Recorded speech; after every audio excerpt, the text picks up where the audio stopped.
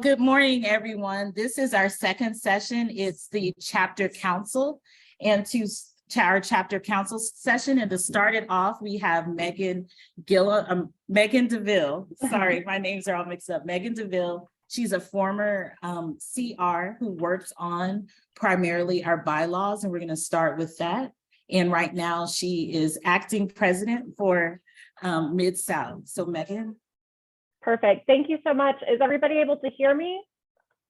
All right, speaker is good. And then I'm going to share my screen. So you guys are going to be looking at slides, but I did just want to say hello. Like Valerie said, I'm Megan DeVille. I was a CR last year. This year, I'm happy to continue working on the bylaws. I do want to give a shout out to Melissa Golden, who has helped you guys put on this fantastic event. It was also a huge help in bylaws. So I do want to give her credit where credit is due. The vast majority of what we're going to talk about today is thanks to her guidance. So without further ado, I have the exceptional challenge of talking about maybe one of the most boring topics in the universe on the last day of a very long event where you guys are a little bit pressed for time. So I am going to accept this challenge and we're going to have a blast while we're doing it. I just want to check before I go on that you guys are able to see the slides. Thumbs up from Adam. Awesome. All right, well, let's roll. So what we're going to do today is essentially do a TLDR, or a too long didn't read, on the bylaws, because let's be frank, 28 pages of bylaws are probably not something that's at the top of your reading list, but there's some really important stuff that you need to know in there. So that's what we're going to look at today. Let me just get this kicking. There we go. All right, so one thing that's really important to us last year, and they may still have this as their CR philosophy for this year as well, but last year we really wanted to focus on collaboration, transparency, and sustainability. So the bylaws really hit all of these. Within the bylaws, we are focusing on how we collaborate as an organization. We are explaining to you how all of that works so that you know what your role is and what everyone else's role is in that. And we need you guys to know that because that helps with the sustainability of our organization. So bylaws are really key to everything that we do. A quick history of our bylaws. We were an organization for longer than we've had bylaws. In 2012, bylaws were initially written and ratified, and actually Jessica Livingston, who talked to you from USJETAA, was instrumental in the creation of our initial bylaws. And then in June of 2022, we convened a bylaw working group to rewrite them, because 10 years is a very long time and the world has changed quite a bit since the time that our original bylaws were written. So we decided to freshen them up. This time last year at NatCon, we voted on the first half of bylaws. February quarterly forum last year, we ratified the second half, and effective April 1st of this year, our new bylaws came into effect. I do just want to give a shout out to those who have been on this team. The group that were part of the bylaws committee were really cross-functional. We had former and current CRs, we had chapter leaders, we had members of CLAIR, we had a USJETAA, we had lots of representation from all over our community that were involved in reviewing these bylaws and making sure they were the best that they could be for our organization. So what are bylaws, if you're not familiar with it? And these fabulous slides are created by Melissa. The bylaws are a code for the organizational structure that's going to define authority, power, responsibility, and limitations. And they guide decisions and the actions and behaviors of our leadership while establishing accountability for us. They're not going to be the nitty-gritty policies and procedures or strategic plans on what we want to do this year, next year, and the next 5 years. Those things are far too fluid. So the bylaws are something that we don't want to touch very often. They don't tend to change too frequently, so that we can rely upon them as the backbone of our organization. So why do the JETAA USA bylaws matter to you? Each chapter has their own set of bylaws, and this is a really important distinction that I want to make. Each chapter has their own set of bylaws, and then JETAA USA has a set of bylaws. The JETAA USA bylaws govern the umbrella organization. That's your country representatives, your board of advisors, the chapter council. We'll talk about each of these elements in just a moment, but it really governs kind of that top layer. It has nothing to do with the behaviors that you do as your own chapter. You have your own chapter bylaws, and those bylaws govern the behaviors of your chapters. So as you're listening to what we're talking about today, try and disconnect from how your chapter needs to behave. We are not prescribing to you anything that you need to do within your own chapter, just how you interact with JETAA USA. But the JETAA USA bylaws are still important to you because our entire organization, including CRs, right? We're all volunteers, and we are all JET alumni who are running this organization for ourselves. So JET alumni, all US JET alumni, have the right to participate in setting our national level priorities and holding our leadership accountable for ensuring that we are serving JETAA USA's purpose. And all US JET alumni have a responsibility to participate in the ownership of our organization to ensure that it's doing what we want it to do for ourselves and the 40,000 other JETs that we serve. And our chapters and our organization run better when our members are engaged and aware of who we are, what we do, why we do it, and how we do it. That is, I'm sure, true in your own chapters. I saw some commentary earlier about chapter engagement being a real problem. It's also a problem at the national level. So this is an attempt to, the bylaws are an attempt to explain what goes on at the national level so that you can participate and so that you can hold those accountable who are in charge to ensure that they're representing what it is that you want them to represent. So here is what you need to know. And we are going to go through article by article of the bylaws. We're going to make this fun. We're going to do it quick. The goal at the end of this is not to pass a test on every little nit in the bylaws. The goal is that I want you to have a general idea of what it is the bylaws refer to, so that if you ever have a question or a problem or an idea, and you're not entirely sure whether it's within the scope of the bylaws, you know that the bylaws address it and you can go and look at it. And we'll talk a little bit more about that at the end. So Article 1 of the bylaws really lays out who we are and what we do and why we do it. So we are the Japan Exchange and Teaching Program Alumni Association of the United States, which is a real mouthful, so we're JETAA USA. We serve the 50 US states and US territories, possessions, and protectorates. And our purpose is to serve the JET program, JET alumni, the JET chapters, and US-Japan relations. We are not a political organization, we're a community organization. And we volunteer in JETAA USA to serve the purpose of this organization, not ourselves, although we get some really nice bonuses from what we do. JETAA USA as an organization doesn't really own any assets. We have maybe a couple boxes of swag that live in the CLAIR offices somewhere. And actually, we don't even have a bank account. So the CR funds, if you're not in a chapter that has a CR, the CR funds actually flow through individual chapters because JETAA USA does not have a bank account. So it is important to note, though, that we are, we're not here like Smaug sitting on a pile of money, hoarding it for ourselves. Any assets that we do have are used to benefit our stated purpose as an organization. And if something were to happen and we decided not to be an organization anymore, we would return any grants, we would pay off our debts, and any assets that we had left over, we would disperse to similar organizations to JETAA USA that support the similar mission that we do. So the key takeaway from that is nobody should be making money off of JETAA USA, right? Our organizational structure, I love a good org chart. I'm sorry if you don't like charts, but the quick takeaway from this is JETAA USA is an umbrella organization that includes your 3 country representatives, our board of advisors, and we're going to be talking today about the chapter council, which is going to have roughly 19 people on it because we have 19 chapters. And all together, those groups serve the United States JET Program alumni, of which there are over 40,000. I also have to absolutely put in a shameless plug, reminding you that we are one part of a much larger organization, which I know you guys just heard about from the JETAA group as well. So we have our own organization in the United States that is quite robust, but we're also tucked into a much larger international organization. Now, the membership of JETAA USA is technically made up of the members of your individual chapters. We don't have our own membership criteria, and we do not have our own membership list. Each individual chapter is responsible for setting your own membership requirements and for tracking your own members. Now, in principle, every single JET alumni, all 40,000 of them, are members of JETAA USA, and they're free to reach out to the country representatives for support. but chapters, your individual chapters, are the method through which we provide benefits and service to our JET alumni. 3 CRs can only do so much, right? So that's why we have the chapters to be the first line of defense in support for our JET alumni. So I just wanted to throw this back up here, right? If you see that little bar at the bottom, those are all of our 40,000 JET program alumni, and you guys are the first level. Your chapters are where they trickle up to the next layer of the organization.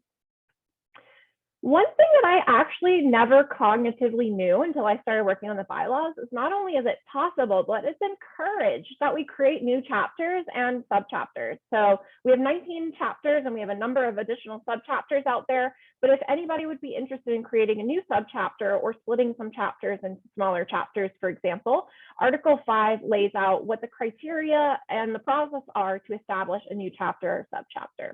And there's 3 important chapter statuses that I just want to address today. Active, right? Obvious. We're an active chapter. We're doing chapter things. We also acknowledge in the bylaws dormancy. So it is true that this is hard and we're all volunteers and sometimes your chapter just falls apart for a little while. Dormant chapters are going to receive as much support as we can possibly give you from JETAA USA, from CLAIR, from all of our community organizations to get you back to an active status.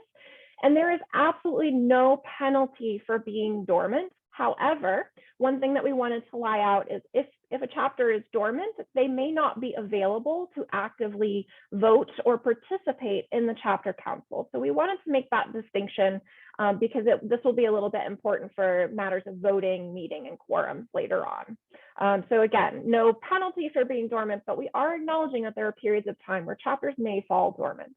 The other important thing to know is that you can dissolve a chapter, but it's a really, really big deal. So we don't want that to happen. We want to give you all the support that you could ever possibly have to get you back to an active status. And we wanted you to know that this is a possibility, but give you the really heavy caveat that if you're considering dissolution, the number of chapters, active chapters that we have impacts the number of country representatives that we can have. And we'll talk about that in just a second. So Article 6 talks about leadership roles within JETAA USA. This is really everything you need to know about your country representatives. What are the qualifications? What powers and responsibilities do they have? How do you elect them? How can they resign? And how can we remove them if that needs to happen? Here's the important part. You get 1 country rep for every 9 chapters. We have 19 chapters. So those of you who are better at mental math than I am, that means we have just barely 3 country reps. If we lose 1 chapter, we lose a country rep. And go ahead and give a really quick round of applause because your country reps have been working their fannies off to put this together. If we had 1 less country rep, it would be 1 less person, 1 person harder for that to happen. Also give a round of applause for Northern California as well. Fantastic job, you guys. All right, applause break over. We're going to keep plowing through. So CRs, with the oversight of the chapter council, which we'll get to in just a second, can also appoint and delegate responsibilities to other people to help carry out all of the things that we want to do as an organization that it's impossible for 3 people to do. So some examples of this, there's been talk for a long time of getting a webmaster that can help with all of the technical aspects of what the CRs are doing, as well as the bylaws committee that helps rewrite these bylaws, and the fabulous NatCon committee, who can also get a round of applause, who helped put NatCon together as well. So those people are not voted on for you. Yeah, I see you guys applauding over there. They're not voted into office, but the CRs need some help. So the bylaws lay out how we can give the CRs help in serving the organization, and that's through a number of methodologies. CRs are your elected representatives, and as such, they are accountable to the chapters and their members. And we'll talk a little bit more about that in a second as well. So I've used the term chapter council a number of times. And the chapter council, for those of you who have been around for a little while, is really just codifying the existing reality that you chapter leaders are part of the formal structure and accountability of JETAA USA, and that you play an active role in determining what the priorities of the organization should be. So you can get 1 chapter council rep from each chapter, It must be a current chapter leader. Now, this is not, there's not a ton of obligations that you have in this position. It's really kind of just spelling out things that you were already doing to begin with. You're going to attend periodic required meetings. Guess what? You are at one right now. So congratulations, you're already doing a fantastic job. If you're not able to attend one of those meetings, for example, one of our quarterly forum meetings, then just make sure somebody else from your organization sits in on it so that you know what's going on with the organization. You would also provide JETAA USA with chapter updates, like if you have a change in your leadership or if your contact information changes, so that the CRs can stay in touch with you. You're going to vote on behalf of your chapter in actions of the council, which sounds really, really fancy, but we really only have one action of the council that we do every year, which is CR elections, right? So we're not adding anything new. We're just saying, hey, that's a really important thing that you do, and we want to make sure that you know that it's your responsibility to do it. And you can also participate in oversight of the country reps, committees, and other persons that are appointed to conduct JETAA USA business, right? They are elected leaders. We tell them what we want from them, and we make sure that they deliver those things to us. And if they're not, then it's our right and responsibility to ask some questions or to offer to help them. So let's talk a little bit more about this accountability, because this is key. We want to acknowledge a formal chapter council structure, even though we've been doing these tasks forever, to create awareness and develop a group of leaders who are familiar with how this organization is supposed to function, and that you guys have sufficient trust and interaction with one another and with the CRs to feel comfortable participating fully in guiding organizational priorities. So making recommendations, asking questions, raising problems, or raising other concerns about the direction of the organization within the chapter council.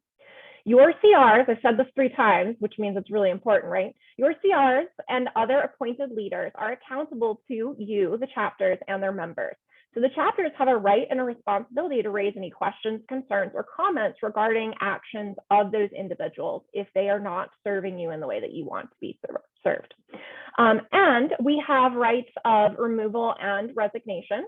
So chapter council reps, if you kind of volunteer to serve this intermediary role between your chapter and the CRs, you can resign at any point. Life gets busy, things happen, so you can switch out as long as we ensure that another member of your chapter kind of steps in to serve that liaison role.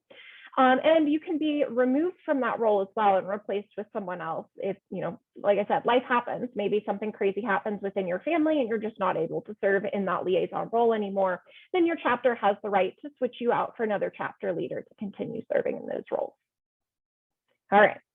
So I think this is the last time we show this up. I just want to point out the chapter council, right? We have all of these 19 chapters. You guys are kind of just serving as the liaison between all of these chapter leaders and all of these 40,000 JETs and the country reps, right? It makes the country reps job way easier if they know 19 individual people that they can go to, one rep from each chapter, rather than trying to hunt down who in your chapter they should get in touch with, right? So it is truly a liaison role. It sounds really fancy, sounds really formal, but it is quite still an informal thing. All right. Checking on. So our board of advisors, we have them. They're fantastic. Their responsibilities are to ensure the transfer of institutional knowledge as new CRs move into and out of their role. CR turnover, just like turnover within your chapters, is a real problem. That board of advisors is there. They have years of experience and they can help fill in those gaps and ensure that incoming CRs know what they need to know. They support the CRs as well as the chapter council or individual chapters if there are any issues or matters of governance that you need to talk with somebody about. An important fact about our board of advisors, they are not elected officials, they're appointed into their roles. They have no decision-making authority at all regarding the organization. Your CRs are the ones that can make decisions because you have elected them. If you want to learn more about the BOA, the board of advisors, go to JETAAUSA.com for that information. You can see a list of who our current board of advisors are. The bylaws formalizes the use of committees. Now, obviously, we were using committees before we formalized committees because the committee wrote this provision about using committees. So a little bit self-serving, but I think the bylaws committee and the NatCon committee have proven that is a great way to operate for this organization. So we wanted to formalize in the bylaws that is an accepted and best practice for this organization to use committees to work on various things. And the beauty of committees is Anybody in our community that has a reasonable stake in our organization can participate in that. Any CR, chapter rep, board of advisors, any JET alumni in the United States, and even some people who are in other organizations. So for example, Matt Gillum, God bless him, was on our bylaws committee, bringing the CLAIR perspective, as well as that fantastic historical knowledge that he has. So the committees are a really great way to let our entire community be involved in the running of our organization. Committees are autonomous, but they're accountable to a particular CR. They essentially have a CR sponsor that will report back to the, or rather will keep an eye on the committee and make sure that the committee is not exceeding its powers and doing what that committee set out to do. Meetings, we must have at least one official meeting every year. Guess what? Congratulations, you're in it right now. So again, A+, you guys are doing a fantastic job in meeting your obligations as a chapter council. So the annual meeting is generally held at NatCon, but all of NatCon is not part of the annual meeting. Just this chapter council session is the annual meeting. All the rest of it is education and sustainability measures, which are vital for the organization, but are not the official meeting. We may have other regular meetings as well. Quarterly forums are our other regular meetings. There's 3 other meetings per year where your CRs are going to give you important information about what they're doing and ask you for critical feedback about what they should be doing next. So those quarterly forums, that's where you want your chapter council rep to show up and make their voices heard. There may be other meetings and conferences as well, regional conference being one of those, although we haven't had one in a number of years. Quorum. So this is kind of a fanciful topic, and it simply just means making sure that enough people are voting for that vote to matter, right? We can't have 2 chapters show up and those 2 chapters have a vote and all of a sudden all 19 chapters are held accountable for that, right? We need to make sure that enough chapters are participating in important decision-making activities, and that's what the quorum is there to ensure. So if you want to learn more about quorum, I would encourage you to go take a look at that in the bylaws. It is a little bit tricky, but at the end of the day, it's just ensuring that we have enough chapters who are at the table when decisions are made so that enough chapters are represented, right? Elections, our CRs are elected annually, and if a CR seat becomes vacant for whatever reason, it will be filled as soon as possible. And that just kind of depends on when it becomes vacant. We'll either have a special election, we might have an interim appointment, or if it's only 2 months before we have new CRs, guess what? We already voted for the new CRs and there's a 1-month transition period. So we might just leave that open, or one of those new CRs coming in would maybe step into that role a little bit early. Elections are overseen by an elections officer that's appointed by the board of advisors. And since we are all old friends here, or maybe new friends for some of you who are at your first NatCon, if there is any conflict of interest from an elections officer being quite close to someone that's running for the CR office, the board of advisors will take a look at that and ensure that that person is either safe to continue as the elections officer or will appoint a different one. This gets back to transactions insurers. Nobody should be making money off of our role with JETAA. I don't think that's a knife that I need to drive any deeper, right? We're all volunteers. We all know we're not making money here. We're here because we absolutely love it, but we do want to spell that out in the bylaws to ensure that nobody is getting any ill-gotten gains from the organization. We should be keeping records of important decisions that we're making and important discussions that we're having. So if you can't make it, you can always pop online and see what's been going on, et cetera. So this is, again, formalizing something that we were already doing before to ensure that we're keeping our community as aware of what's happening as possible. And another important key that is in this area is that chapters and alumni, in particular the chapter council, has the right to request to look at any records. So if there are any concerns about what we said that we were going to do, are we doing it, any financials, et cetera, you have the right to request to review those documents. So that's another important thing just to know about that accountability. Now, depending on what that item is, it can be rejected, but that's a deeper discussion for another day. I promise we're almost there, right? One thing that is important is that we don't have a bank account, right? So we covered that earlier. There is no bank account. So our organization really cannot accept any monetary gifts. We don't have anywhere to put the money. We can potentially accept non-monetary gifts, but we want to make sure that they're not significantly valuable, because honestly, we don't have a stable place to keep it either. Thank you to CLAIR. Generally, I think stores some of our stuff for us. We appreciate them keeping our swag. So we can accept gifts up to a $500 value. For example, if someone donates a box full of kimonos that we can use for holding events. But anything over $500, we would need to talk about as an organization and determine whether that's an okay thing for our organization to do. And any expenses over $500, so spending more than $500, at least 2 CRs need to agree to do that and be aware that that's happening as well. So that includes the CR funds, and then if we did receive, donated non-monetary gifts, et cetera, that would need to be organized through CRs. Emergency bylaws, if there's an emergency, and this is like an earthquake, a volcano, like something really crazy, our organization still needs to be able to operate, right?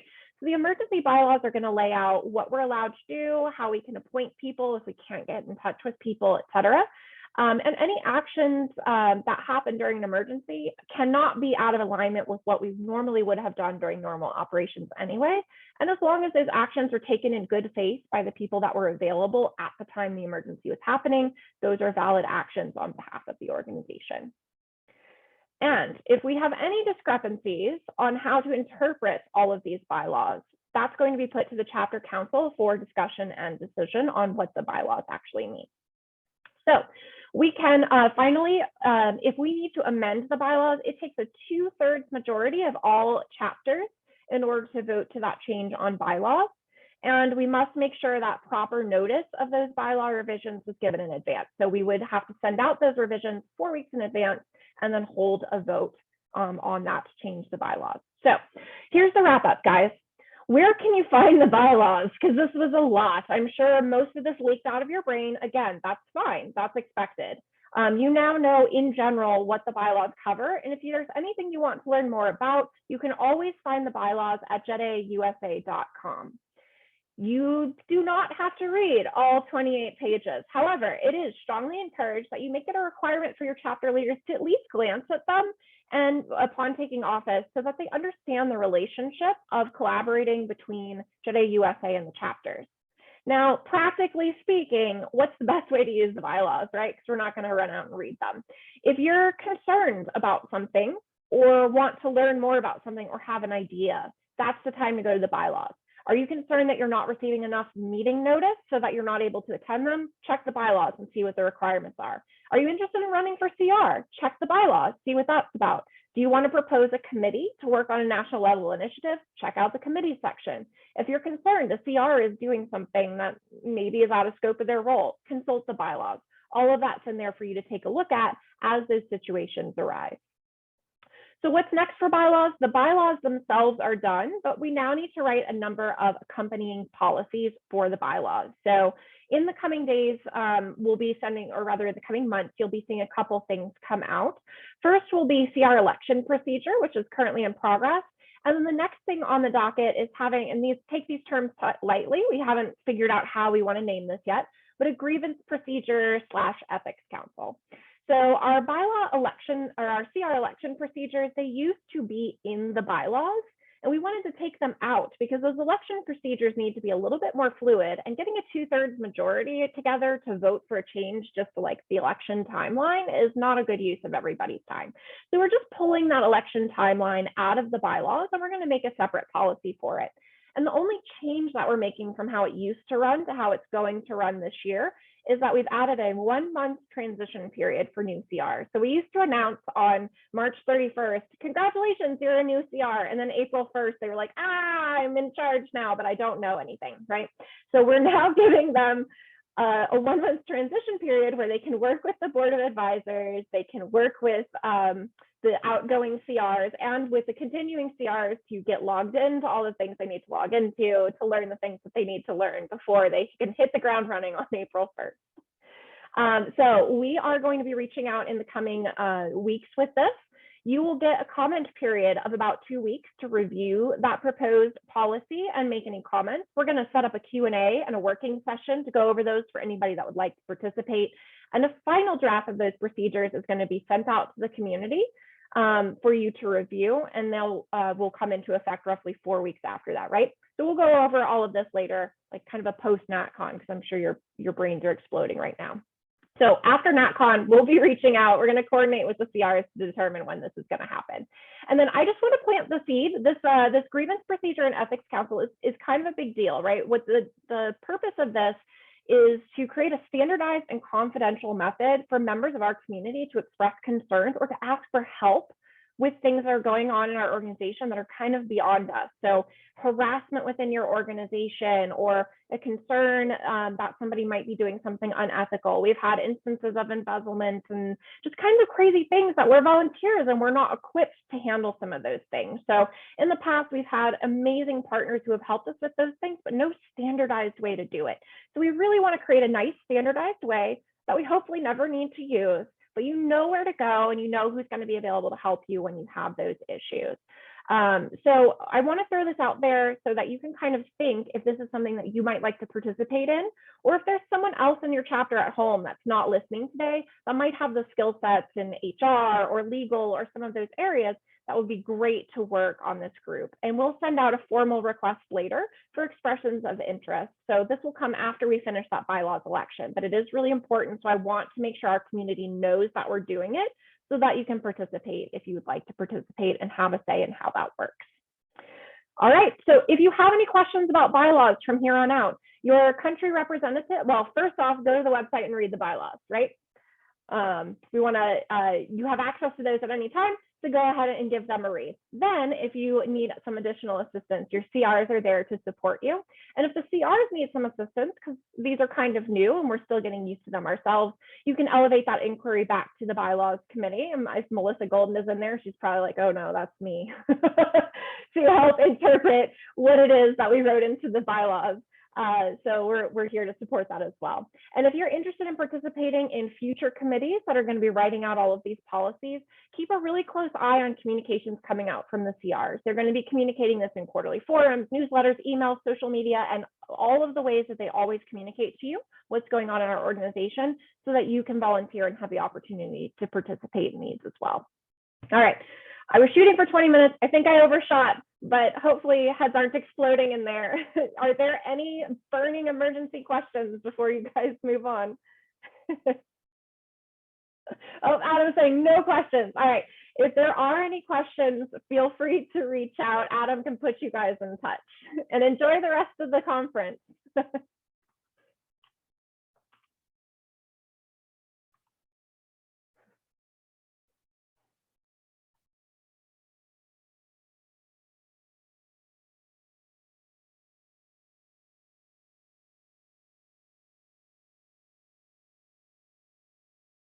Hi, Megan. Thank you so much for the wonderful presentation. It was great to see the bylaws in like slide format instead of the very long document that we wrote. I just wanted to address one point about having any questions or needing clarification on the bylaws. I think it's really important now. I'm happy to answer questions and I can tell you what the intention was behind how we wrote them, but it's really important that the chapter council has a shared understanding of what the meaning of the bylaws is. So at this point, I'm kind of wanting to turn it over to everybody. And if there are questions or areas where there's ambiguity, that is the purpose of the chapter council to discuss and come to consensus on what they mean, because I'm not always going to be here. Megan's not always going to be here. So it's really important that the chapter council also takes ownership over the bylaws and is able to interpret them collectively in the best interest of the organization and decide if they do need to be, amended at some point in the future. So I just want to put that out there, not to say I'm not answering any more bylaws questions, but that it's really important that you feel like they are your bylaws as well as a chapter council. So that's it. Thank you. Very good. Y'all enjoy the rest of the conference. Good luck with the rest of your meeting. So right now, as part of our chapter council session, I wanted to give a very, very brief annual report of the country representatives in JETAA USA.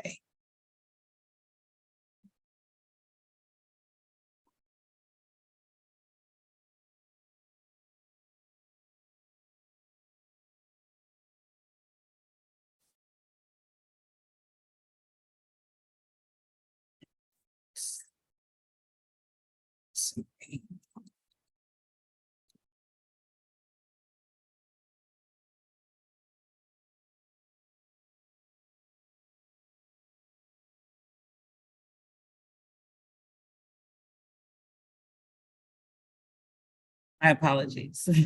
Thought I had it pulled up.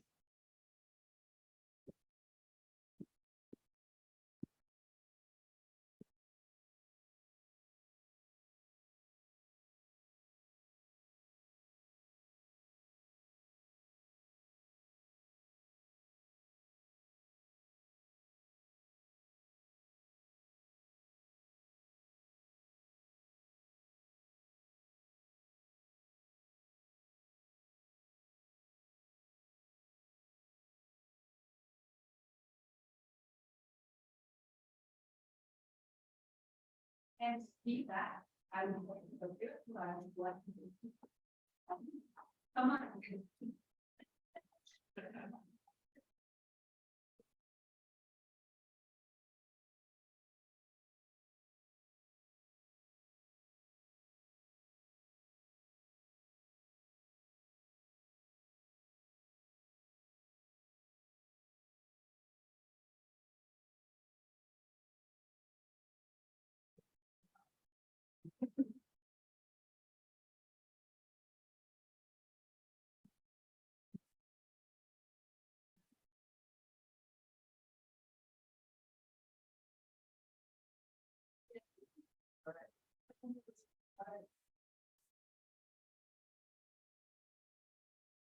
Okay, so just as a reminder, there are 3 CRs because we have 19 chapters. So myself, Adam Lisbon, and Juliana Alfinito, she is online manning the virtual side of the conference. And just brief overview of what we've been doing. Adam last year is part of the JETAA International our annual report, he data scraped all of our events on Facebook. So you can see from 2011 to March 2023, we've had over 3,200 events. And that's just what was on Facebook alone. So you can see the trends of these Facebook events. And as something interesting to mention is that some of these are like recurring events. So if you had a Nihongo Dake dinner every month, it's the same event over, but you can kind of see the trends going up. And so if you want to use this data, you can reach out to Adam and he can give you all the details, but a way to reach it, you can put in keywords. So if you're planning Hanami and you need descriptions for Facebook or pictures or want to get in touch with a chapter's done a really interesting event, then this is a way that you can reach out to them. So that was one large project that we're doing. Other things, just as an overview, we've been doing NatCon planning, and actually this NatCon was really 2 years in the making. We went to the JETAA International meeting in November of 2022, bylaws adoption. We've been holding quarterly meetings. This year we had chapter check-ins with along with USJETAA accompanied us to those. And then in last month, we represented JETAA USA at the JETAA Canada National Conference.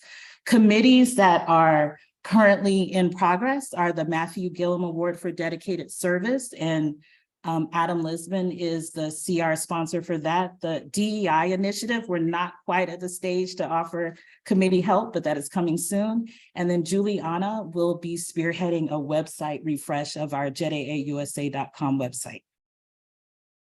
So just some highlights. These are the members that were on the Matthew Gillum Award committee, just for you to take a look. And as you notice, a lot of them are not active chapter leavers.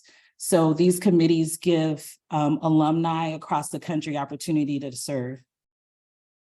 We're at NatCon right now, and hopefully we'll look for your feedback coming soon. This was our first hybrid conference, the first in person since 2019. And we did have the CRs and a committee which included USJETAA and Matthew Gillum.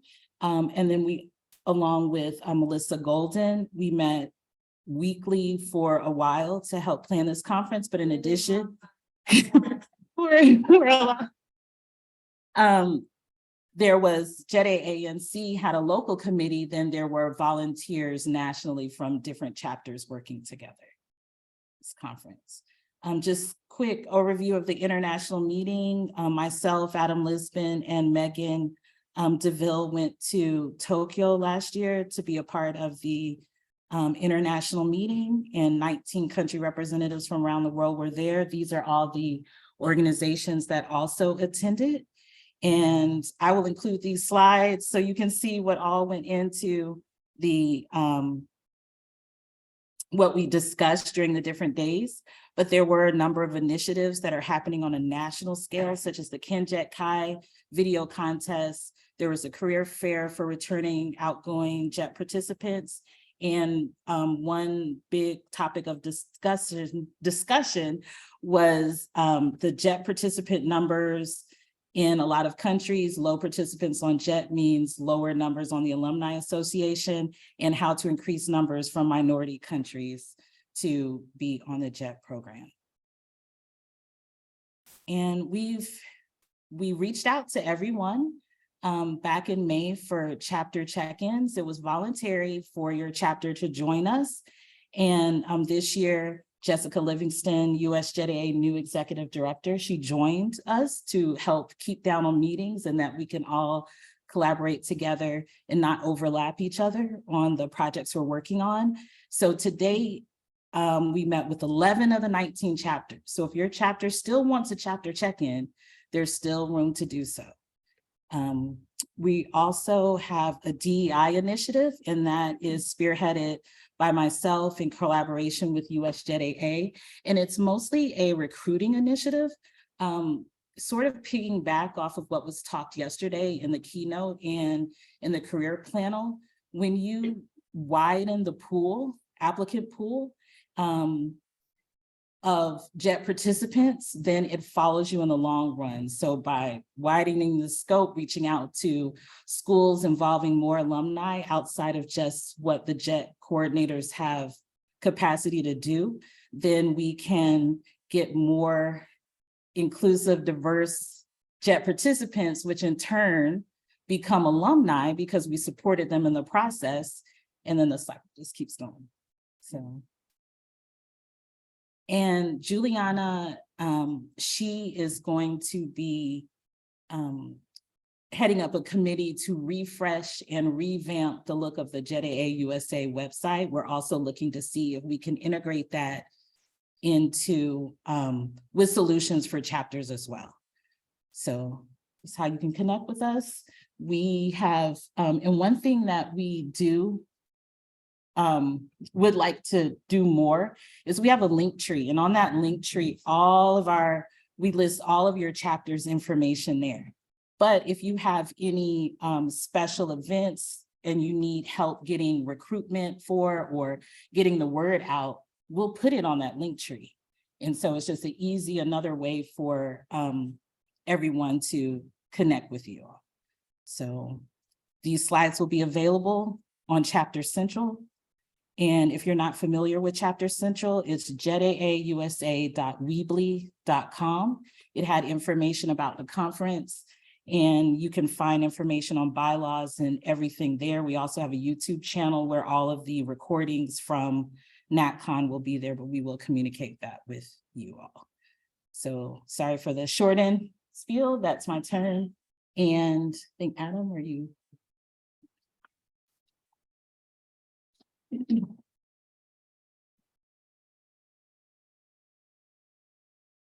Okay, so I'll keep this up for the moment, and I'll probably switch it to the Brady Bunch view after just initially talking to you. So we have kind of moved into the section of the conference where it's more of an open discussion.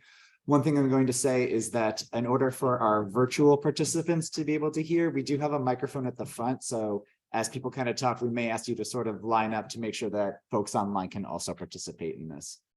So our time is a bit shorter, and this will only be like the start of some really important discussions we all need to have collectively. And as the year continues and we approach our quarterly forums, we'll continue these discussions and work on solutioning. But there's quite a few things that we need to consider. So one is, of course, the budget for holding NatCon has been reduced. And we are, of course, incredibly grateful to our supporters and funders and CLAIR and MOFA, and of course, they don't want this to happen either, but with a 20% reduction in MOFA's budget, you've seen how that has sort of started to play out. A day shorter NatCon, you've seen how dense this NatCon has been, and very likely next year's NatCon will follow a similar format where we only get one full day together instead of 2 full days together. So that leaves a lot less time for workshopping ideas and the solutions that would come with them together in one place once a year. So that is something we need to be thinking about. How is the format of NatCon going to change going forward? And how can we set things up to still use our time really well and work together throughout the year to kind of do the best kind of work we can to work together? So that's one of the first things we want to say. The other thing too is that there's the matter of NatCon is essentially more complex than it used to be. With the budget reduction also comes the idea of how do we get funding and sponsorships and donations. JETAANC is fortunate enough to be a nonprofit, but not every chapter is a nonprofit. My chapter held the conference in 2018 when funding was better. We didn't really have to worry too much about external funding sources. But things have, of course, changed. And so we worked with USJETAA at the time to do sort of nonprofit pricing schemes, things like that. But with that, that also means that, like, how would we pull in funds to potentially maybe get back to a 2-day conference? If we do some really basic math, it would probably be at least $100 per person for a night to do a hotel room to have a full 2-day conference, which would be about $4,000. And that's a very low estimate. It would definitely be higher than that. Another thing is that with these expanding duties, knowing how to do sponsorship, knowing how to secure a hotel, knowing how to sort of wrangle presenters together, how to bring out guests, how to bring in guest speakers, things like that. It's more and more different skills needed. And there's still only 3 CRs, and you don't know what kinds of skill sets each of us brings to the table. I happen to be really good at spreadsheets, information management, and data. So I have some strengths there. I'm not good at the finance side of things or sponsorship or asking people for money. That's not an area of expertise I have at all. And this is why we've thought about something like a national committee that can sort of bring in more talent to help NatCon happen. The other piece, of course, is this year, right? We're very lucky that for JETAANC's incredible work, we're lucky that Melissa happens to live in Monterey. Not every chapter has a Middlebury Institute of International Studies right next to them to work with, right? And do something really unique and different. So we also want to emphasize that, like, for a chapter that might want to host in the future, it doesn't necessarily have to look like this, and you don't necessarily have to partner with a university that can provide some of these amazing venues and whatnot. And of course, the other thing, jumping back to fundraising a little bit, is that there is no bank account that JETAA USA can hold funds in. Even if we do know how to get that money, we have nowhere to hold it ourselves. So these are one of the other big issues. So all of these things collectively are kind of the challenges happening. The other piece here that we do not need to be deciding today at all is who is going to host next year, because the time to have spoken to your consulate, if they would be interested and able to host, is sort of yesterday.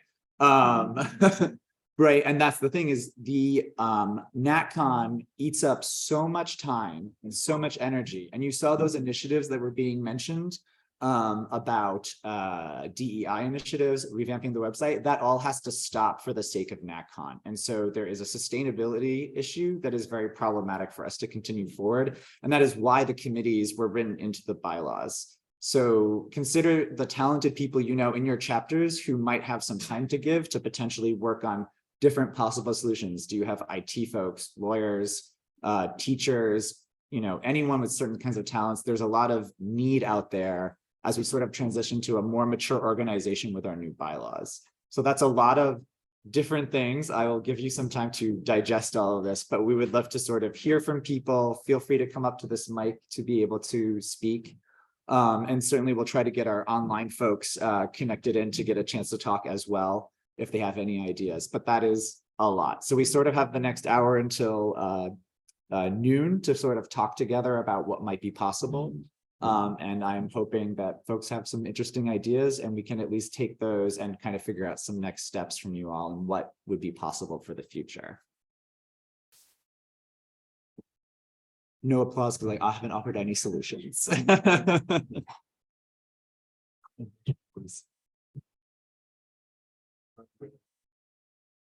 Oh, Yeah. Question per se, I realized that in my presentation, I did not mention CanCon at all. One a month ago, Valerie came and was good, I think. We had a meeting.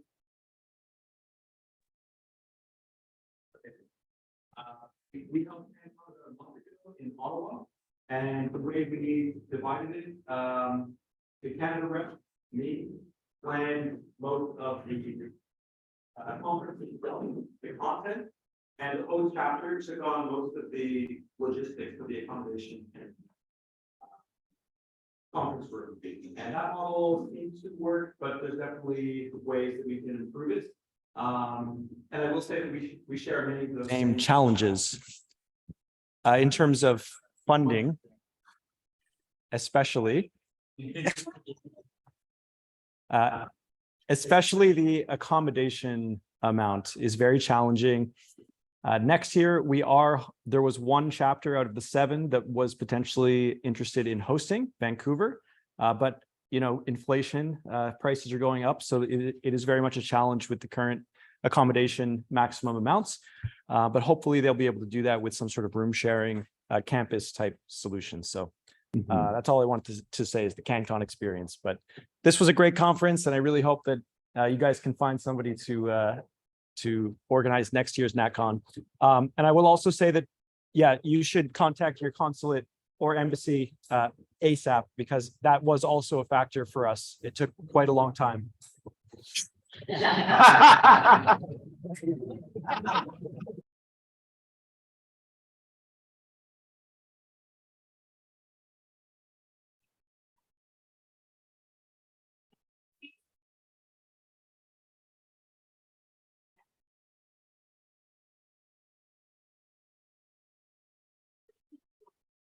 Use the microphone. Yeah. No. Yeah, sit in the chair, please. And at the camera on the laptop. Hello to all Hybrid. of you online, and the people behind me have seen me all weekend, so just use your imaginations. Okay. So I really want to spend the time listening, but I do have a comment and something just to offer as a suggestion. First, the comment is there's no substitute for being together. It has felt so good to be eating next and having conversations next to each of you, walking back and forth, spending time together. Last night, people were socializing, people went out.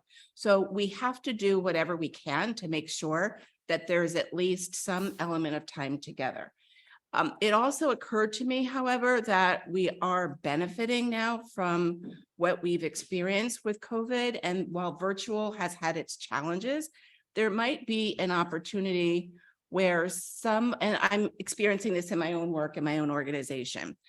Some of you know, I was spending the last 2 days online for 4 hours to conduct commission and COCON meetings. But what we were able to do is maybe do some of the business virtual and online, and then have some of the presentations in that way, since some of you are online anyway. And then we could build in time to be together if the time has to be limited. So in other words, the presentation we just heard about bylaws, what if we were all in the comforts of our homes and in our states, and you pace it so that it's not as overwhelming to try to get everything crammed in to a 72-hour time period, but you come up with an agenda, you identify the information you want to share, and what would benefit from being in person and what might be able to be shared online.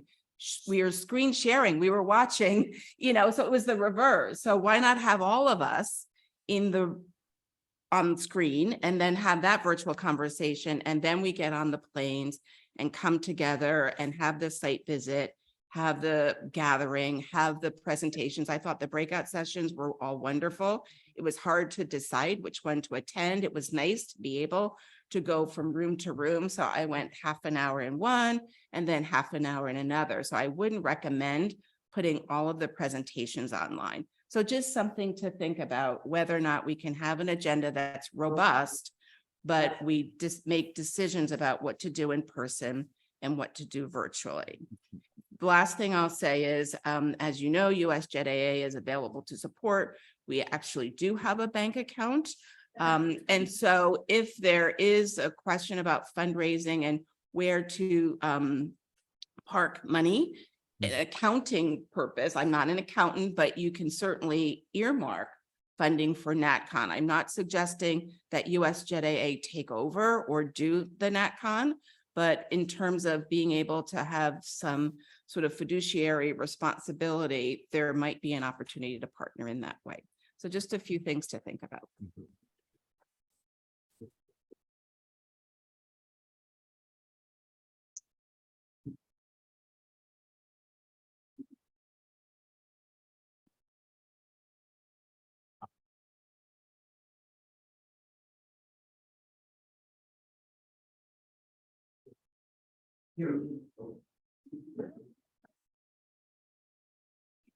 Okay, so I thought I would add to this that, you know, in the past, one thing about planning this particular NatCon that surprised me is we were really lucky to actually work with people who have not attended an in-person NatCon before, because they brought new ideas to the table and thought a lot more about what was possible, rather than say someone like me who knew how NatCon worked and how NatCon goes, and instead brought fresh ideas to the table. So I do want to say that there's different ways of doing NatCon. So the traditional way is often we all go to one hotel with one conference room, and that's basically where the whole NatCon happens. And we have a night out in the downtown of the city we're in. Very rarely are we in the city proper for a NatCon. But I wanted to say, for any chapter that might be worried about like the lift of NatCon, it is always a lot of work, no matter how much you add to it or keep it simple.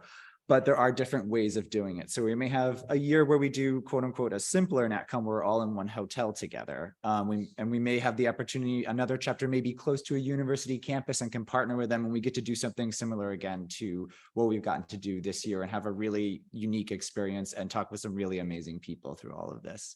So just keep in mind that like NatCons do look a little different from each other. If a chapter is interested in presenting, the most important things to know is, right, especially with the challenges around funding, there's very specific pots of money on how funds can be spent for NatCon. Being able to work with a hotel that understands that like certain money needs to be spent in certain ways and can help work out sort of like what that process is going to be and what your bills need to look like. Things like that are really important.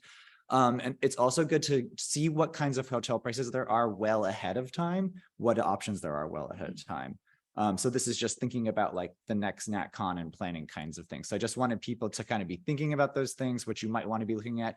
We have some advising documents for any chapter interested in potentially presenting, things to think about ahead of time, relatively simple questions to answer. We've also learned a lot from planning this NatCon, that 3-year, actually 4-year gap with no in-person NatCons. There was a lot of knowledge loss, and there was a lot of, oh, right, we used to do X. Oh, right, we used to do Y. There's a lot of little details that have sort of been forgotten and we're bringing back. And this is to speak to sort of us collectively, but having something like a national committee with more sort of talent on it can help us sort of maintain that brain trust, spread the duties out across more people who understand sort of the needs and the skills that need to be brought to holding NatCon and things like that, so that it's easier for the next chapter and easier for the next chapter, and we can maintain some sustainability with how we do our NatCons. So I just wanted to put these complex ideas out there.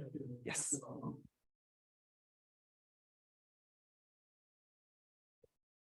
So just to follow up on Adam on the partly the point of things that are sort of been forgotten over the last 4 years. CLAIR funding is there. It's set. It is available to anybody who wants to host. The critical components are, if your chapter is seriously interested in doing this, and there are a lot of upsides to it, even though it is a lot of work. The second really critical thing is, though, your embassy or consulate has to agree to it.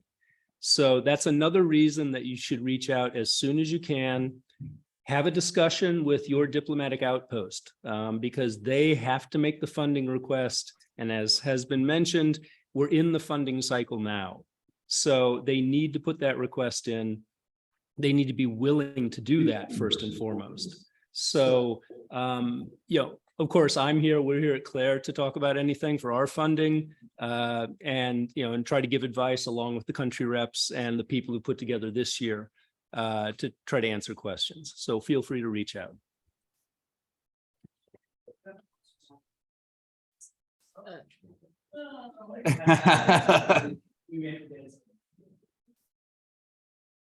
Doesn't matter, this is such a short question. Which is, what if this is not a problem for Southern California, but what if your chapter does not have I feel bad, I'm like talking to Matt Gillen back there. What if your chapter does not have an embassy located within it? Because I know I was looking at the map and it said that there were areas that had former like consuls, former. They do still have embassies, Okay. consulates. It's just not in the city. Well, so every chapter has a diplomatic outpost that covers it, whether it's at the embassy or a consulate.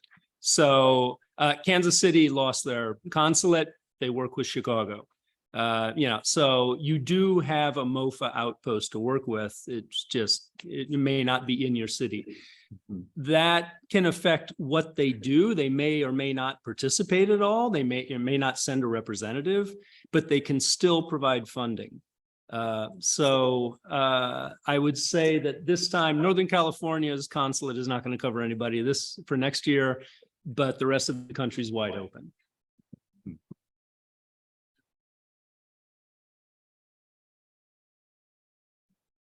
I'm going to try and sit sideways so that I get both people here, but I want to move back a little bit to the idea of the model of NatCon.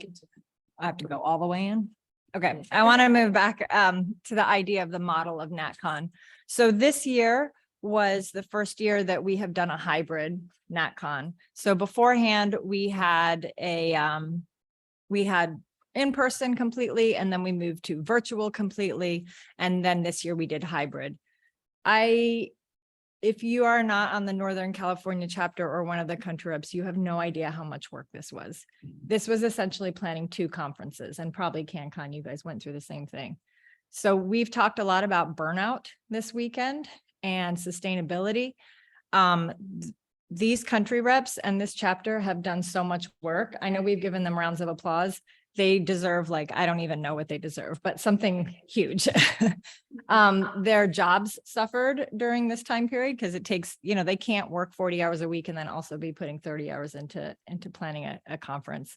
So this is also a sustainability issue, the way that we plan this moving forward. So there have been, Paige's idea of sort of doing a portion of it online first and then coming together in person. I know there's other organizations that will run 2 conferences. They'll do one that's completely virtual earlier in the year, and then they do another one that's completely in person later in the year. But then we're also cannibalizing what our country representatives spend their time on as well, right? Are they just running conferences all year? And is that their role? Do we want that to be their role? So these are all things to consider as we move forward and how we continue to host NatCon. And as Paige said, there is nothing that can replace coming together in person. Virtual is great and it allows for a lot more inclusivity, and that's wonderful, but it doesn't actually replace the personal connections that you make when you spend an entire weekend with your peers in one location. And so that needs to be held on to, and we need to find a way to continue to support that.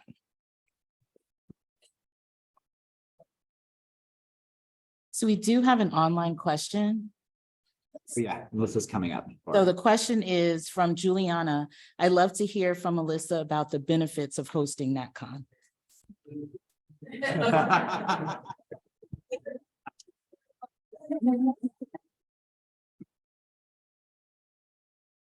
Yeah, I think I would first say this is my first in-person NatCon. So I didn't really know what to expect. And I think that had some benefits in itself of kind of thinking expansively and then kind of narrowing it down to like what was actually manageable and what we could get done in this amount of time. And within the budget constraints as well that we had. But for us, I think one is thinking about our membership I know I've probably mentioned to several of you, we don't have a huge team of people, but we did have several people step up specifically for NatCon. And I think it's a way to kind of engage members who maybe are a little bit hesitant to get into the other leadership positions that might just kind of have a title and a kind of, a cyclical nature to them where they're participating kind of for years until they decide they don't want to do it anymore.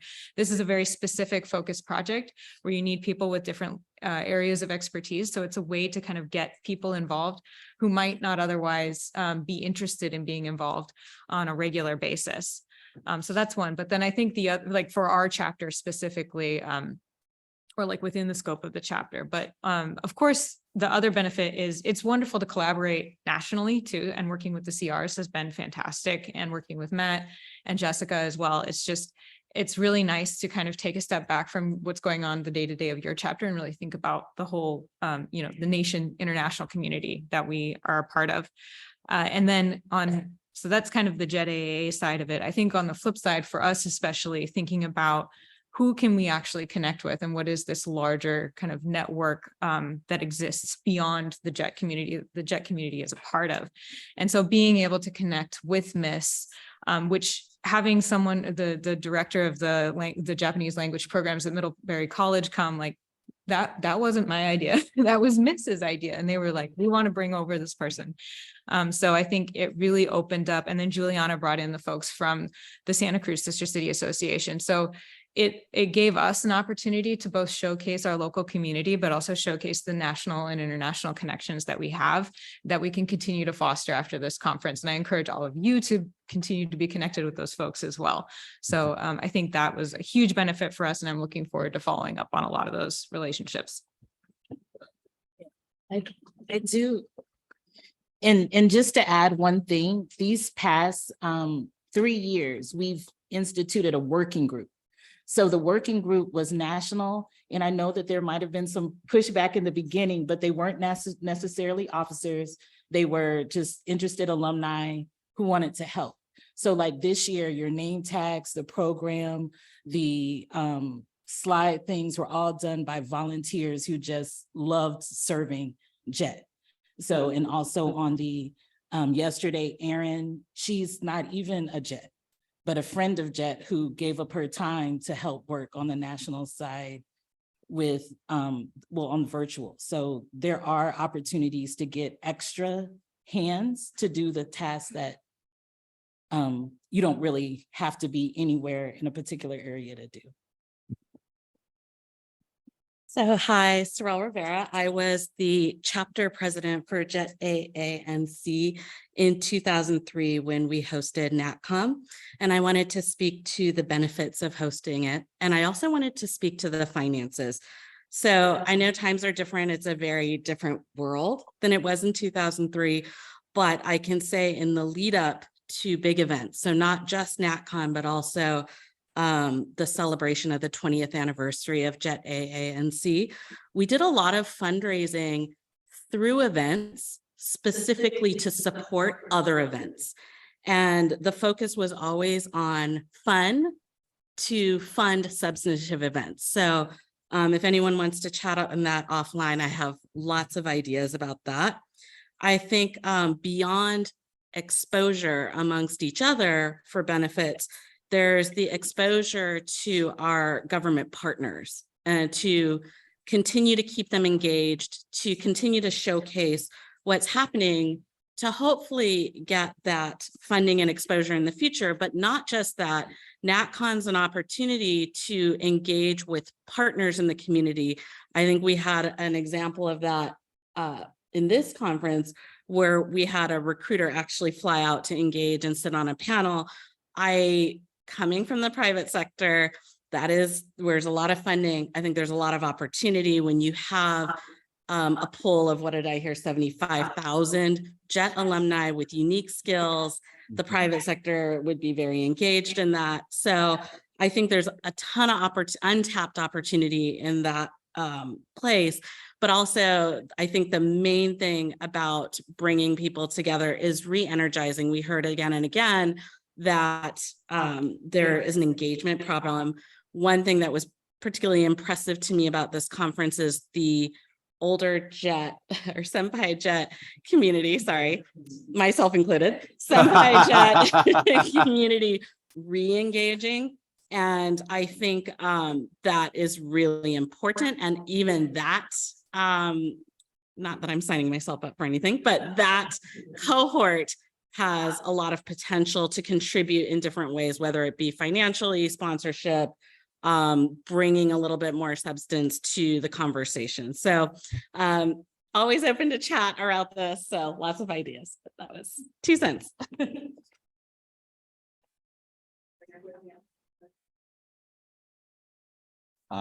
Something I wanted to add too about this idea of sponsorship as well and kind of funding in general is that in a very general sense, when you do sponsorship, there are tiers, and we got some good general advice from Jessica about doing this. Don't lowball it, right? You want to start high, and if you have to, maybe come down. But the higher the tier, the more money a sponsor is willing to put in, the more access they get to the conference. So let's say we had a sponsor who paid $5,000, somebody really generous. That might look like they get a 45-minute session that may or may not feel like an advertisement to all of us, and we're all going to shut up and watch it happen, right?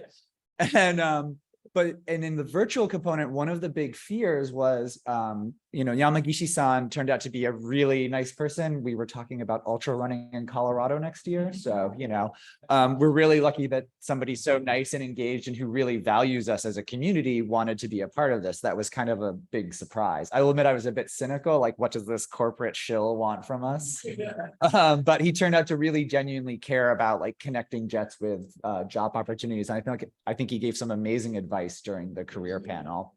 But with that, one thing we had a fear of is if we did a virtual component, this hybrid component where there's lots of work and maybe not that many folks on, right, that would, if we did a Zoom Expo and nobody went to it, that funder might be really bitter about that experience. And so there is sort of a communal level way of thinking we have to consider if we're going to offer, say, a tier where someone pays, say, $500 and they get it some Zoom Expo time. And at least a couple of us are going there to make sure that like that incentive works out for us collectively. Because if we get a reputation for being a no-show in some way, sponsorship adds a lot of complexity and a lot of reputational considerations to holding our NatCons and how we go about that. I think most of us would be okay with sitting through a 45-minute presentation if it meant we got an extra hotel night. But these are the kinds of things to think about. The other thing is that companies need enough time. It's not simply just a matter of asking for money. They write a check and we throw a logo up. We did have one JET alum who works at a company that was interested in sponsoring, but we were too late. They needed more time to be able to get ready. Some companies, they need to know at the start of their fiscal year, and not every company has the same fiscal year. So there's all these challenges. And imagine 3 people, 3 CRs, doing that on top of everything else we've been trying to do for this conference. And so how we start to bring a bit more talent in to make this happen, work a bit more consistently with a diverse group of people that have impressive skill sets to improve NatCon and to face these new challenges around funding and time together is really something we want to start thinking about. And so I think that is something just to keep in mind collectively, like what sponsorship might mean for us and how that might change what a NatCon looks like a little bit. Most of it would be the same, but there would be some small differences that would have not been there before. And especially for the old guard that has been to many NatCons, it's kind of a surprise to see NatCon change and take on a new format, right? So I just wanted to put those concepts and variables out there for everyone to consider and think about.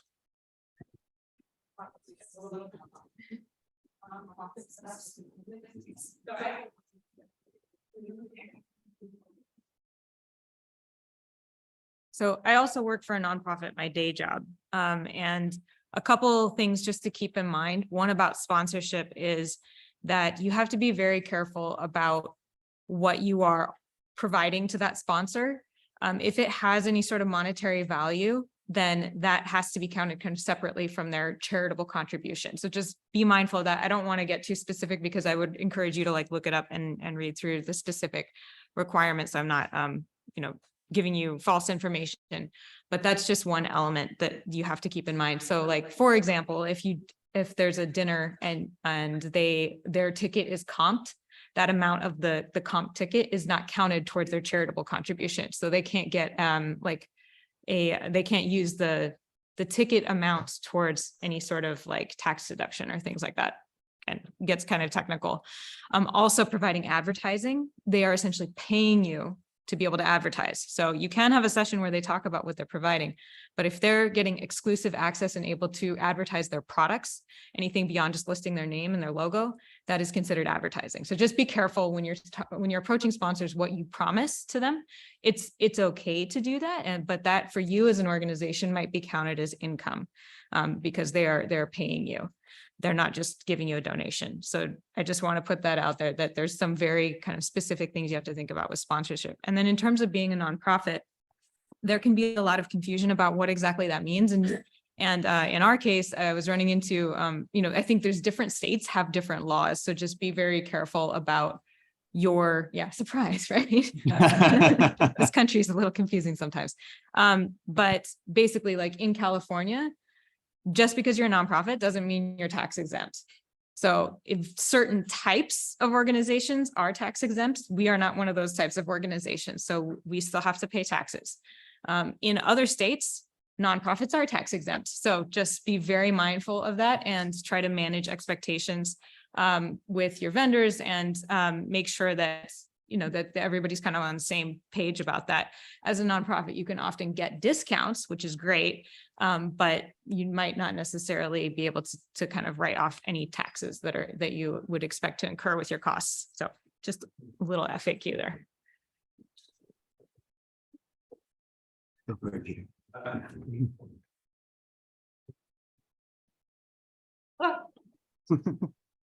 Look here. Into the laptop camera. Okay. Hi, everyone. My name is Peter Weber. I'm on the board here at JETAANC. I'm the guy like taking photos and videos. You've seen me lurking around.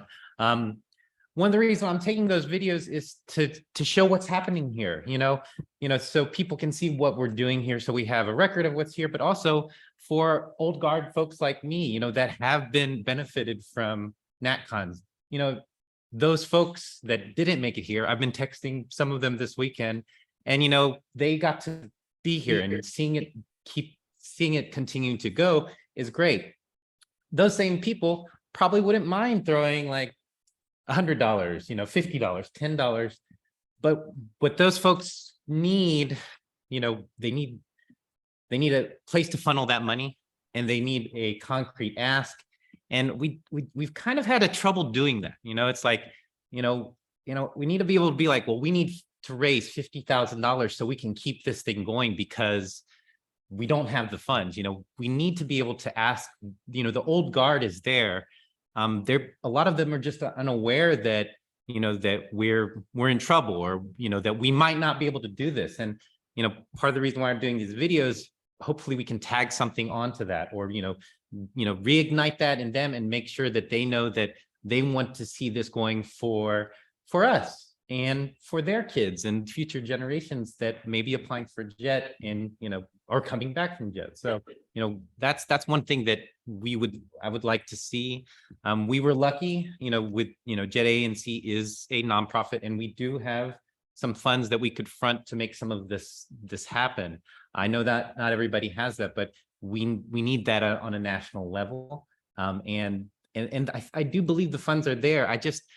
The people that I wanted to ask, I struggled to create that ask, and like how I could ask for the money, but I didn't have anyone where to send them. I didn't say, well, I can send you to JETAANC to send money, but I don't know how that's going to be spent or how we're going to do that. Like, so we need to really focus how we can fund the money and how we can give that opportunity. I've heard a lot today of like, I don't know how to ask for money. I don't know how to ask for money. There's somebody out there that knows how to ask for money. We need to find those people, and we need to connect those to the people that want to give money to see this thing keep going. I want to see this going. 10 years from now, you all want to see this going, and hopefully you're in positions where you can give a little money, to get like that, to crowdsource or something. So, if I haven't got a little interview for you, that's what we're doing that for. So we can, to communicate to the world what we're doing here. So.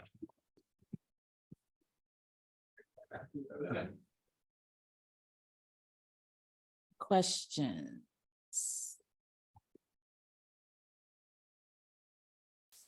I saw one, but I don't see it anymore. It's not. It's not. Oh, I have it up on here. Okay. I can ask it and Okay. kind of give some context to that actually. So I'll pop it up. So I'll kind of give some more context to what was asked up there privately. So one thing is, right, we don't quite know where the next NatCon is. There's nowhere to donate money to. And just so everyone knows, there's what's called an unrestricted donation. There's no requirements on how that money is spent. The moment there's a requirement, it becomes so much more complex for an organization to manage that money to the point where most will not accept a donation with terms. So if everyone in this room wanted to donate today for the next NatCon, you give freely, trusting in the organization that you're donating it to.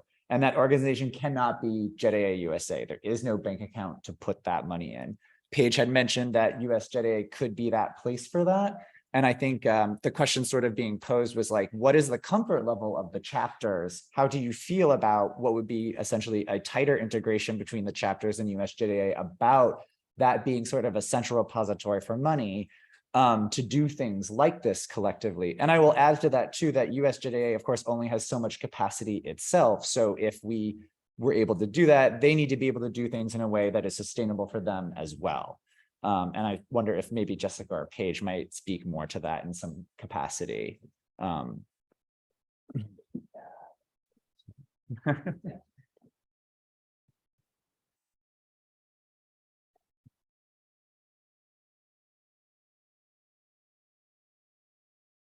So I would say, first and foremost, the JET program was created by the Japanese government. And the program, while you're on JET, it benefits the people of Japan, and the alumni benefit people of both countries. I think they would like to see JETAA continue. We've talked several times over the course of the weekend. You're a JET for 1 to 5 years. You're a JET alum for the rest of your life. Many of us have given many years of volunteer service to this organization to continue US-Japan relations in our own ways. And so I think there is some responsibility on behalf of the Japanese government to help sustain that if they want to continue to reap those benefits. And I think they do. And we've continued to see support from CLAIR. I know MOFA has got their own financial restrictions and budget limitations that have come into play. But I also think that we are an important part of soft power in that relationship, and that needs to be recognized and respected in its own way. How we go about making that point is a delicate matter, and I think it probably has to come from the top. It has to come from JETAA, JETAA USA, some angle in that way. So I think that's sort of the backdrop of it. Beyond that, we're still dealing with the reality of the situation, which is that we all want to see this continue, and we need to find a way to finance it. USJETAA does have a bank account, like Paige mentioned. We are here, our mission is to support JET alumni on the individual member, but also on the chapter level. One of the reasons that USJETAA was created, and Paige had the foresight for this, was we assumed that the Japanese government would not be able to support the Alumni Association forever and ever at the same level they have been. So that's one of the reasons why we created a 501c3 nonprofit that was an independent organization that could generate its own funds through grants, donations, fundraising, all this. So we're available to do that, but we don't know what that looks like, because this is the first time we've come to that bridge. So we don't have a magical answer. It's something that has to be considered. It has to be a request. We are two separate organizations technically, so it's not appropriate for us to just come in and tell you guys how to do this. This conference belongs to JETAA USA, so it's going to have to be a collaborative event. We have a board. So the board has to make decisions as well. They need their input and their time to think about it and, figure out what the best structure is. And then it's going to have to be a real effort between JETAA USA and USJETAA to figure out the way forward and if everyone's comfortable moving in that direction. So I don't know if Paige, do you have anything else you want to add? Thank you, Jessica.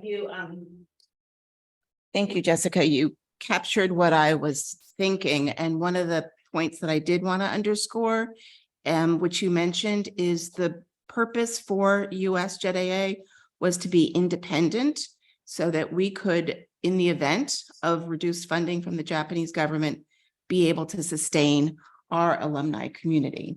And we're facing that moment now. So I still strongly believe, as Jessica has articulated, that there could and should be some ongoing effort to encourage our colleagues at the foreign ministry of the value added that the JET alumni community is bringing. But that's going to happen concurrently.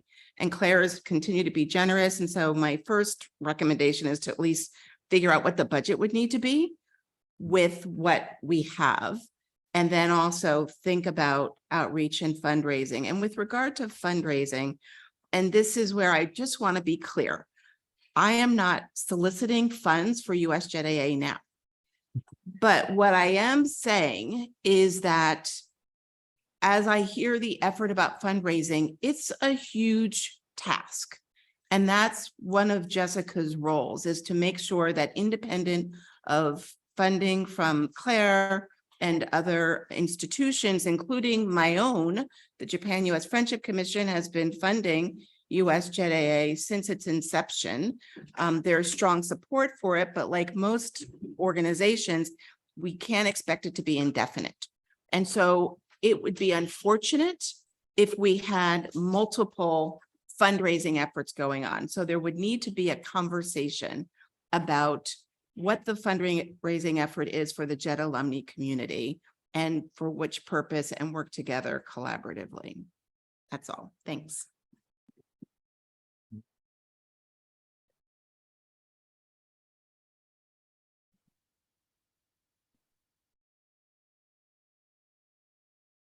Another thing I'd like to add, and this is a little different from what we've been talking about so far, and especially for CLAIR in the room right now. One, thank you for your amazing support over the years. It is absolutely phenomenal that you've done this for us.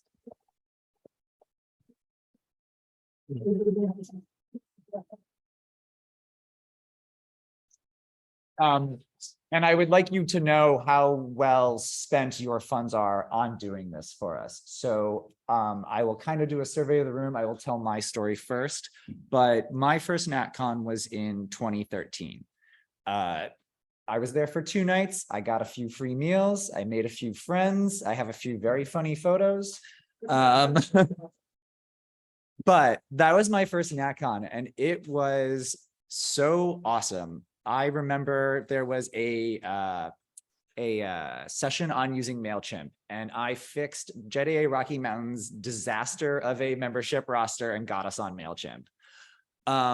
If I had not gone to that first NatCon, and this is maybe for some of the older folks in the room who've been to a NatCon a long time ago, think of your first NatCon. Since that day, I have been super motivated to be a part of JETAA. That was in 2013. It is now 2023. It is a decade later. I have put in literally thousands of hours of time for JETAA freely because I love this organization. I have donated. I became a regular donor to USJETAA. I donated to JETAANC as well, freely given because I really care about what we do. And when you send a JET into a NatCon for 2 nights, you get thousands of hours back from them.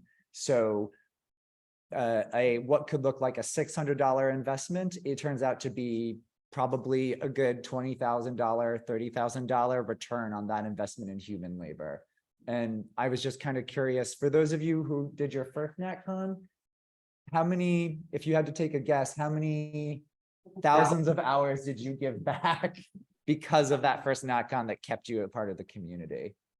Right? Our general memberships, they kind of fade and come, but those of us that have gotten the chance to be at a place like this, right? Was the NatCon the thing that kept you here and kept you coming back and being in your community? Yeah, are you asking the question? Yeah, I'm asking the group, yeah. Because my first NatCon was 2010. I just went by, someone else couldn't go. It was the same year when they were talking about JET was on the chopping block. And when I realized the tremendous reach and everything about the JET program, I'm hooked. And so 2010, I'm still here. So.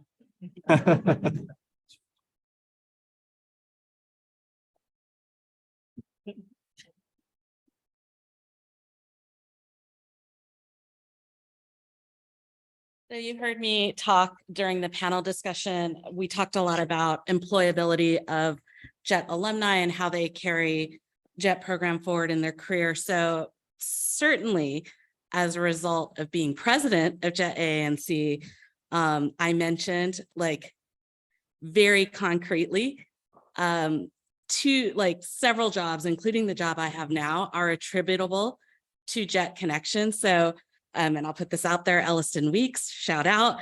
He recommended me for my role at LinkedIn. I met Elliston when I was president of JET ANC, and I was planning an event. So I think there is benefit to our Japanese partners when we talk about doing return of JETs, trying to get them employed, creating opportunity for them, that funding connections like this. I mentioned Michelle Elliott, who is the president of the Sydney and New South Wales chapter.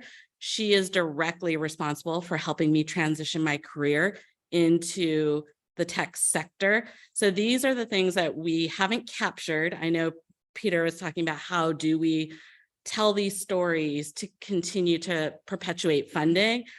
And I would assert that there are many, many, many JET connections that resulted in employability, resulted in initiatives popping up here and there.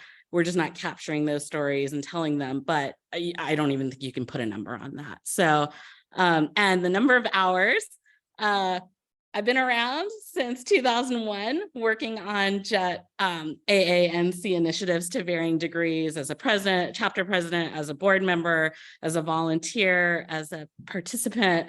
I couldn't even put a number on what that means, but I also think that the grassroots, we saw the grassroots work that we're doing to contribute to that bilateral relationship. We can talk about how do we quantify that for our partners. That could be a whole initiative. So, yeah.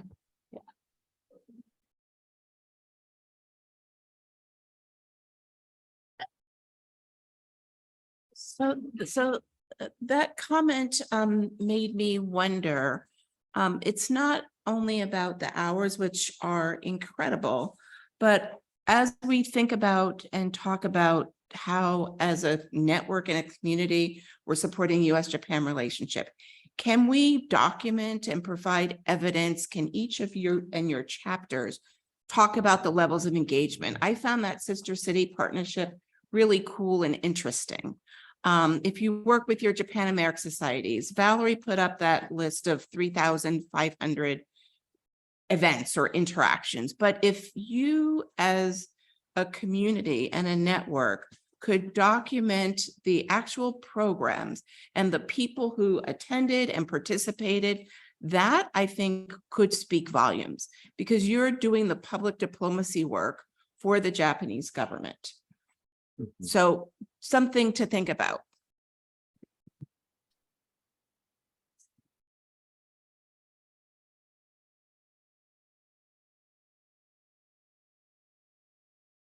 Hello, Denise Sawyer from Pacific Northwest JET AA. And yeah, between what Adam was saying and him, there have been a lot of times I joined the hybrid NatCon 2 years ago.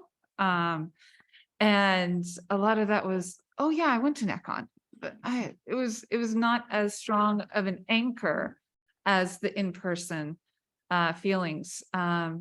But it is, one of those steps that's keeping me engaged. And as I am engaged, I am also engaging with alumni who are at our edges, who are also members of Seattle Kobe Sister City program, who are also part of JASWA, Japan American Society of the State of Washington.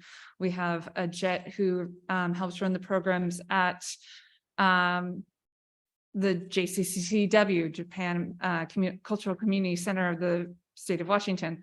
Like, I attend their events as an alumni and part of the advisory elective council, but you know, I always think, oh, you're another JET, but we're part of the exchange. It's one of those things that we can step back and think of as a larger part, as well as the individual connections that spider web out, that, you know, later on, oh, right, we really need to talk about that event we mentioned once, you know, 3 months ago. That sounded amazing. Let's do that. So I really appreciate all of the opportunities this has provided me over the years.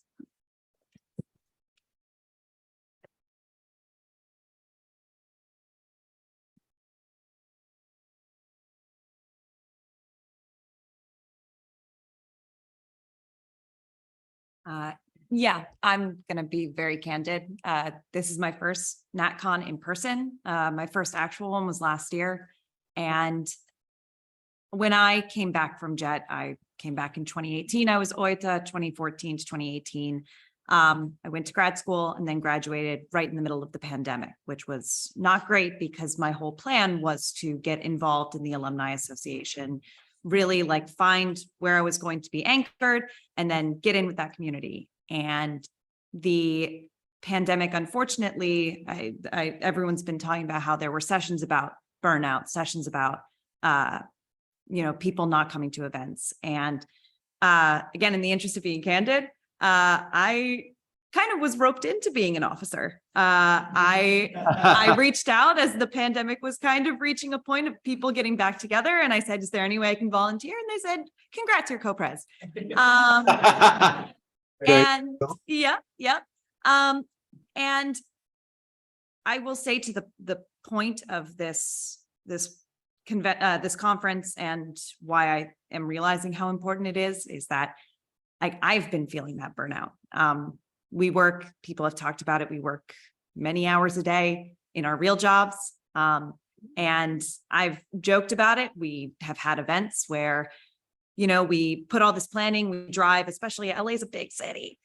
We drive 45 minutes, circle a parking lot for 45 minutes, and then no one shows up to an event. So it's been really heartbreaking at times to try to be that role and try to inspire and not get any engagement. But again, that being here and interacting with all of you and hearing what you guys are doing, hearing what is working, hearing that you're going through the same struggles, and also hearing, you know, being reminded of that network and what it means.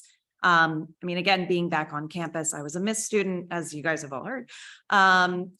But being back on campus, seeing that new generation come through, seeing how the program is helping them, seeing how even the larger community is being helped by that program, by that connection to us, and how that connection is making or helping other people find those connections. I mean, we all have a million stories about how the connections we make through JET Alumni Association, through the programs that we joined after coming back and finding other JETs is important. So all that to say that I came into this conference thinking I'm going to like shovel off my position to someone else, but I think it is important that this physical being in person connection is making me reconsider that.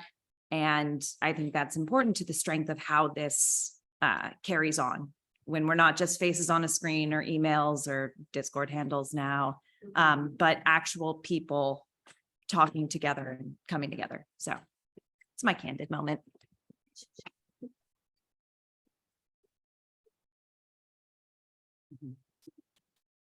So we are coming up on the end of the council session. So two things. Oh. Huh?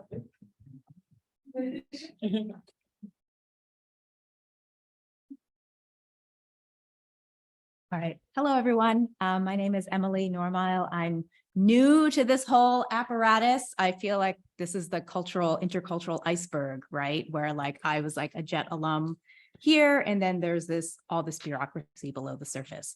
So I would like to think that amongst the 40,000 alumni, that's a little bit more typical, right? Just by looking at the numbers. And so a lot of people just aren't aware of this. I think that, and I come from like a higher education space, so it seems like there could be a lot to be learned from people who do alumni relations at universities. That's usually what people think of as alumni and alumni relations. And so there's probably professional associations or JETs who actually do work for alumni associations there. I also think that there could be an opportunity to talk about this while just promoting the JET program at the front end of the pipeline. Universities do this all the time, the Ms. Mafia. They're very upfront about that. And a lot of Ivy League schools do that too, of like, you're not just getting your 4-year education, you're graduating into this whole community who's going to help you for the rest of your life. Fraternities and sororities do that too. So the extent to which it is not gauche to do that, since maybe the messaging is all supposed to be like what we can do for Japan, but something to think about. Also, I would just encourage people to think back to the why. The pandemic, as horrible as it was, it gave us a lot of opportunity to think about, well, what's working and what do we want to keep and what do we want to get rid of? And it's not just about reverting to what was done before. And again, because I work in like higher education and study abroad, the past few years, there's actually been a lot of research in student affairs about orientation and what works and what doesn't. So if your why is information transfer, right? Slideshows, talking heads, you can do that online and well ahead of time. Like freshman orientations have completely changed because of that. Like, remember we used to do 2 days in the middle of summer, get a hotel room, whatever, and then you come back actually when school starts. That's gone. And so, but if your why is community building, stewarding relationships, meeting new people, whatever it is, frivolity, you know, that's why you want to gather in person, and maybe some other reasons. So I know Priya Parker is all the rage right now, but she's the why we gather lady. And so it's really important to think about why we gather, right? Not just it was done before.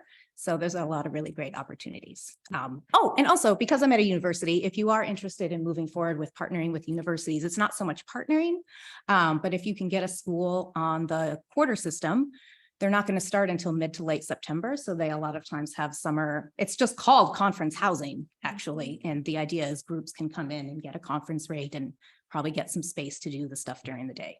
So. Thank you.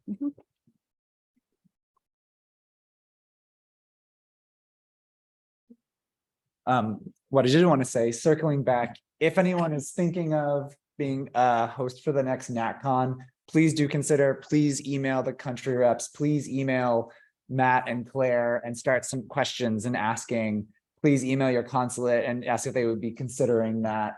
Once that's established, the sooner we can start planning, the much less stressful it is.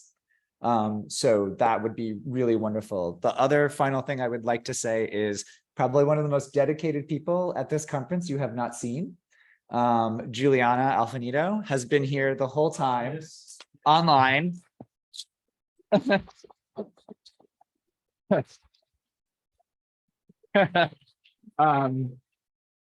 sorry, I'm going to spotlight you just for a moment. Can you guys hear me if I unmute? There we go. Hold on a sec, you are muted. But I did want to say, I just wanted to point out that she's been here the whole time. She could not join us because of ACL injury, and she has still stuck it out and been here and helped on the virtual side.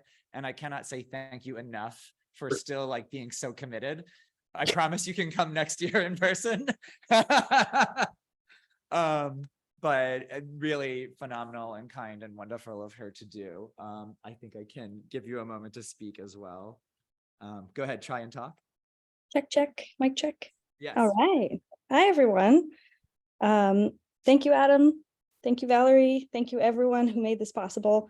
I just have something really short and sweet to say, and that's if you're considering, even if you have like a twinkle in your eye of hosting NatCon, you will not do it alone.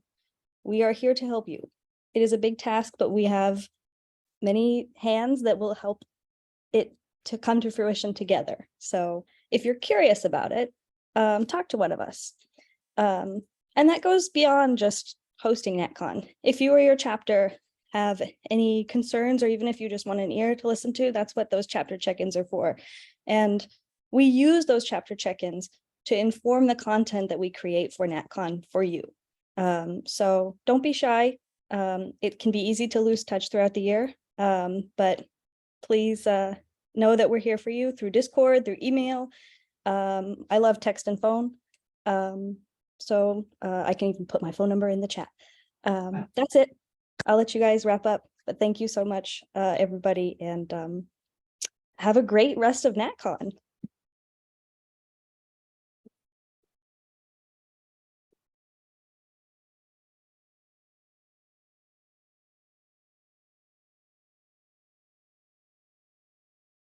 Thank you.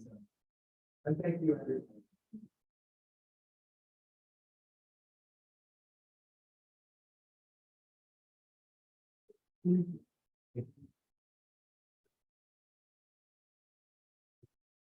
We have one more. Thank you, of course.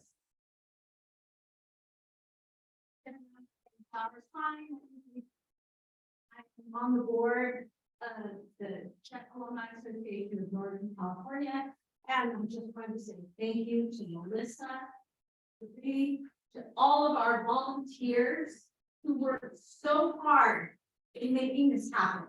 Kind of like what Jessica mentioned earlier, it's probably like being at a two conferences because we got our in-person and we've got our hybrid. And even though we've had little lumps here and there and trying to figure out where to talk into, figuring it out. Kind of like what Emily said about, we learned some things. So what we've learned and move forward. And thank you so much to Melissa and everyone that worked so hard. Oh, yes, we got Anna back there.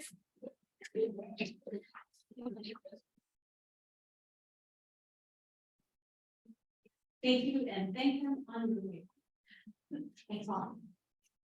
Thank you. 以上です。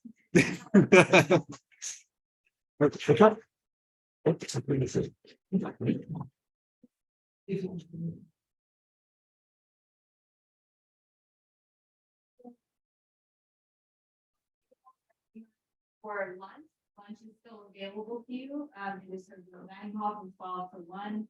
I know some folks need to take off. If you are planning on hanging around for the afternoon and want suggestions of things to do, let us know. I'm happy to point you in a few good directions. But otherwise, I just really want to say thank you everyone for coming to Monterey. I hope you enjoyed your stay here, and I hope that you come back sometime, whether it's for a conference or something else. And please just get in touch with me, and I'd be happy to meet you and show you around or for coffee or something here. But I really just really enjoyed coming here. Thank you.